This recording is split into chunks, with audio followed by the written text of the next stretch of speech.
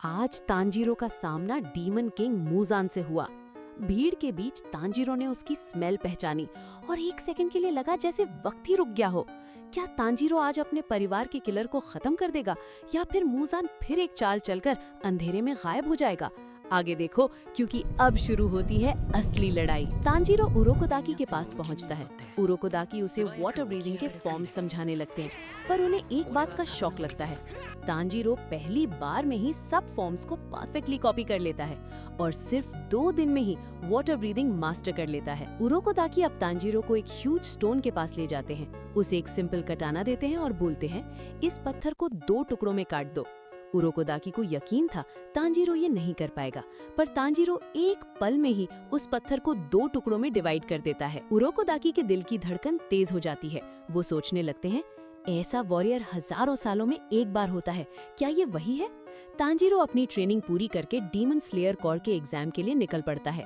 वहाँ वो एक एक डीमन को सिर्फ एक स्लैश में खत्म कर रहा होता है, जैसे ये सब उसके लिए बच्चों का खेल हो। फिर सामने आता है बॉस डीमन, 10 हाथों वाला। वो तांजीरो को डीमोटिवेट करने की कोशिश करता है, पर उसे नहीं पता था कि तांजीरो ने किसके साथ ट्रेनिंग की है। तांजीरो स्टैंस में आता है और वो वाटर ब्रीदिंग फर्स्ट फॉर्म के एक ही स्ट्राइक में उस डीमन को डाउन कर देता है। सिलेक्शन एरिया में उसकी मुलाकात इनोसुके और जेनित्सु से होती है, पर इंटरैक्शन कम होता है। फिर तांजीरो अपने पहले मिशन पर निकलता है, एक गांव जहां रात में लड़कियां गायब हो रही होती हैं। नाइट पेट्रोल के दौरान तांजीरो को एक लड़का मिलता है जिसकी दोस्त को डीमन ले गया था। अगली रात तांजीरो को डीमन की स्मेल मिलती है। वो डीमन अंडरग्राउंड हो सकता था।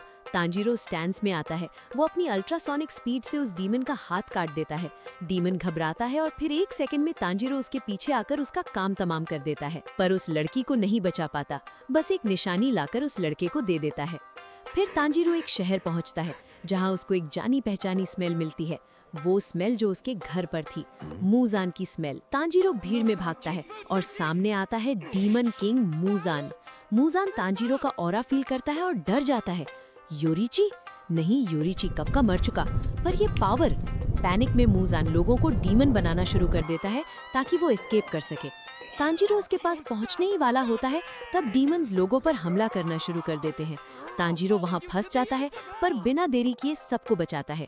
तभी तांजीरो बेहोश होने लगता है। उसकी फैमिली के विजुअल्स उसके दिमाग में आते हैं। उसकी चीख सुनकर भीड़ इकट्ठी हो जाती है। तभी वहां आते हैं लेडी तमायो और यूशिरो, जो डीमंस ही थे, पर वो मूजान के कंट्रोल में नहीं थे। तमायो अपने ब्लड डीमन आर्ट से सबको डिस्ट्रैक्ट करती है और तांजीरो को अपने बेस पर ले जाते हैं। वहां वो नेजुको का इलाज ढूंढने का प्रॉमिस करते हैं और तांजीरो को कहते हैं, पर तभी उनके बेस पर अटैक होता है। मूजान के भेजे हुए 2 डीमंस आ गए थे। वो दोनों बहुत खतरनाक थे। एक डीमन बॉल्स वाली होती है, वो उनको बहुत स्पीड में फेंक सकती थी और उनको कंट्रोल कर सकती थी। नेजुको और लेडी तमायो और उनका असिस्टेंट बहुत घायल हो जाते हैं, पर तांजीरो अपने फुल कंसंट्रेशन और काम ब्रीदिंग के साथ 13th form sun breathing eternal perform करके उन दोनों डीमंस को मार देता है। लेडी तमायो वो देखकर एकदम शॉक हो जाती है कि ये यूरिची सन ब्रीदिंग का यूजर कैसे? मूजान ने तो सबको मार दिया था। फिर तांजीरो उनको सब बताता है, कैसे वो और नेजुको बच जा। अगली सुबह तांजीरो और नेजुको उन्हें अलविदा कहते हैं। आगे रास्ते में तांजीरो को जेनित्सु दिखता है, एक लड़की के पैर पकड़कर रो रहा होता है। वो लड़की उसे मारकर चली जाती है क्योंकि जेनित्सु उससे शादी करने को बोल रहा होता है। तांजीरो उससे उसे अलग करता है और डांटता है। फिर तांजीरो उसे एक राइस बॉल देता है। दोनों साथ चल पड़ते हैं। कुछ दूर एक लड़का मिलता है घायल, एक घर के बाहर। उस घर में डीमन है, वो मेरे भाई को ले गया।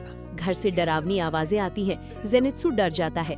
डीमन एक आदमी की लाश बाहर फेंकता है। तांजीरो, जेनित्सु और दोनों बच्चे उस घर में चले जाते हैं। घर बिल्कुल मिनी इन्फिनिटी कैसल जैसे होता है, कॉन्स्टेंटली शेप शिफ्ट होता रहता है। जेनित्सु अलग हो जाता है, डर के मारे बेहोश हो जाता है। बच्चा उसे डरपोक बोलता है। तांजीरो को इनोसुके मिलता है, जो उन्हें डीमन समझकर उन पर अटैक कर रहा होता है। तभी रूम शिफ्ट हो जाते हैं और तांजीरो को रियल डीमन दिखता है। डीमन रूम को उल्टा कर देता है ताकि तांजीरो उसको मार न सके, पर तांजीरो डीप फ्रेश होता है और एक पल में उसका सब अलग। डीमन को अपनी पूरी जिंदगी का फ्लैशबैक दिखता है और फिर उसको तांजीरो में योरिची दिखता है, क्योंकि मूजान का ब्लड और उसकी मेमोरी सब डीमंस में है जिनमें उसने अपना ब्लड बनाया है। और बाद में वो खत्म हो जाता है। बाहर जेनित्सु तांजिरो के बॉक्स जिसमें नेजुको होती है उसको प्रोटेक्ट कर रहा होता है। इनोसुके बॉक्स तोड़ना चाहता है क्योंकि उसमें डीमन की स्मेल आती है, बट जेनित्सु अपनी जान देकर भी बॉक्स नहीं छोड़ता। उन दोनों की फाइट होती है, पर जेनित्सु बहुत मार खा रहा होता है। अगर वो फाइट करेगा तो बॉक्स को नहीं बचा पाएगा। फिर तांजिरो बाहर आकर इनोसुके से फाइट करता है एंड उसको बेहोश कर देता है। कुछ देर बाद जब इनोसुके को होश आता है तो तांजिरो उसको काम करता है एंड इनोसुके को समझाता है कि नेजुको कभी किसी को नुकसान नहीं पहुंचाती। वो डीमन है पर इंसानों को नहीं खाती, ना उन्हें मारती। सब नॉर्मल हो जाता है। जेनित्सु फिर से डर जाता है। तीनों एक होटल में आराम करने जाते हैं। रात को तांजिरो के बॉक्स में हरकत होती है। जेनित्सु चीखने लगता है, डर रहा होता है बहुत, पर जैसे ही नेजुको बाहर आती है जेनित्सु का रिएक्शन फनी मोड ऑन। वो तांजिरो को पीटना शुरू कर देता है। तीनों रात भर झगड़ा करते रहते हैं। अगला दिन तीनों निकल पड़ते हैं अपने अगले मिशन पर। रास्ते में एक स्लेयर उनसे हेल्प मांगता है, तभी कोई उसको फॉरेस्ट में खींच लेता है। तांजिरो को मुरापा मिलता है जो बताता है कि डीमंस ने हमारे साथियों को कंट्रोल कर लिया है। फिर थ्रेड्स वाली डीमन अटैक करती है। तांजिरो वाटर ब्रीदिंग का एक स्लैश मारकर उसका सर काट देता है। दूसरी तरफ Zenitsu thunder breathing full concentration लगाकर दूसरी डीमन को खत्म करता है, पर उसे पॉइजन लग जाता है। तांजिरो फाइनल डीमन से लड़ता है, थोड़ा नर्वस होता है, पर फिर पूरी ताकत से प्लस नेजुको की ब्लड डीमन 8 के साथ कंबाइंड अटैक में उस डीमन को मिटा देता है। शिनोबु और गियू रीइंफोर्समेंट्स के साथ आते हैं और बाकी डीमंस को साफ कर देते हैं। फिर वो नेजुको को मारने आते हैं, पर गियू तांजिरो को बोलता है, जितना दूर भाग सकते हो भागो। गियू और शिनोबु लड़ने लगते हैं।